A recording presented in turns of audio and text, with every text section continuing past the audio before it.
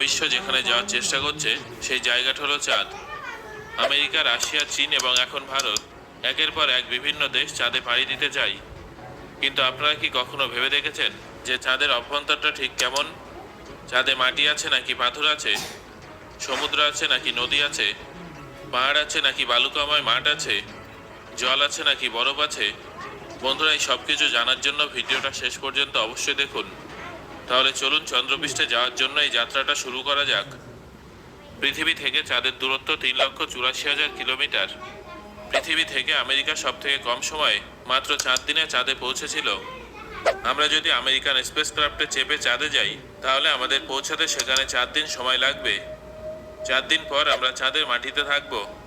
চাঁদের পৃষ্ঠে নামার পর সবার প্রথমে আমরা যেটা দেখতে পাবো সেটা হলো চাঁদের মাটি। আপনারা দেখতে পাবেন যে চাঁদের মাটি অনেক উঁচু নিচু। চাঁদের চারিদিকে আপনারা বড় বড় গর্ত দেখতে পাবেন। আপনারা যখন চাঁদের মাটিতে দাঁড়িয়ে উপরের দিকে তাকাবেন তখন আপনারা আমাদের প্রিয় গ্রহ পৃথিবীকে দেখতে পাবেন, যেখানে আপনারা পৃথিবীকে তার অক্ষে আবর্তন করতে দেখবেন। কিন্তু আকাশ থেকে পৃথিবীকে স্থির বলে মনে হবে, অর্থাৎ চাঁদে দাঁড়িয়ে আমরা যদি কয়েক বছর ধরে পৃথিবীর দিকে তাকিয়ে থাকি তাহলে আমাদের মনে হবে যেন পৃথিবী তার জায়গায় স্থির আছে। চাঁদের মাধ্যাকর্ষণ পৃথিবীর তুলনায় 6 গুণ কম, অর্থাৎ চাঁদের মাটিতে যাওয়ার পর আমাদের ওজন 6 গুণ কমে যাবে। পৃথিবীতে যদি আপনার ওজন 60 কেজি হয়ে থাকে তাহলে চাঁদের পৃষ্ঠে আপনার ওজন হবে মাত্র 10 কেজি, অর্থাৎ চাঁদের মাটিতে নামার পর আপনার নিজেকে অনেক হালকা বলে মনে হবে। আপনি খুব সহজে এদিক থেকে ওদিকে লাফাতে পারবেন। ঠিক এই কারণে নীল আর্মস্ট্রং যখন চাঁদের মাটিতে হাঁটছিলেন সেই সময় তিনি লাফিয়ে লাফিয়ে হাঁটছিলেন। চাঁদে পৃথিবীর মতো স্বাভাবিকভাবে হাঁটাচলা করা সম্ভব নয়। নীল আর্মস্ট্রং এবং তার সঙ্গীদের পায়ের ছাপ আজও চাঁদের মাটিতে উপস্থিত আছে। চাঁদে বাতাসের অনুপস্থিতির কারণে আজও এই চিহ্নগুলো নিশ্চিহ্ন হয়ে যায়নি।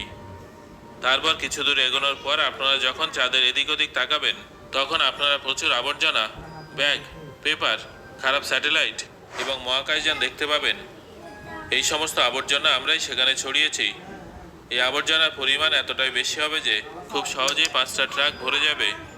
চাঁদে আবর্জনা, ব্যাগ, কাগজ মহাকাশ যাত্রীরাই ফেলেছিলেন, যেখানে তাদের মলমূত্র এবং বমি আছে। এবার ধরুন আপনি চাঁদের মাটিতে দাঁড়িয়ে আছেন। সেই সময় আকাশ থেকে হঠাৎ কোনো কিছু আপনার দিকে ধেয়ে এসে আপনার মৃত্যুর কারণ হতে পারে।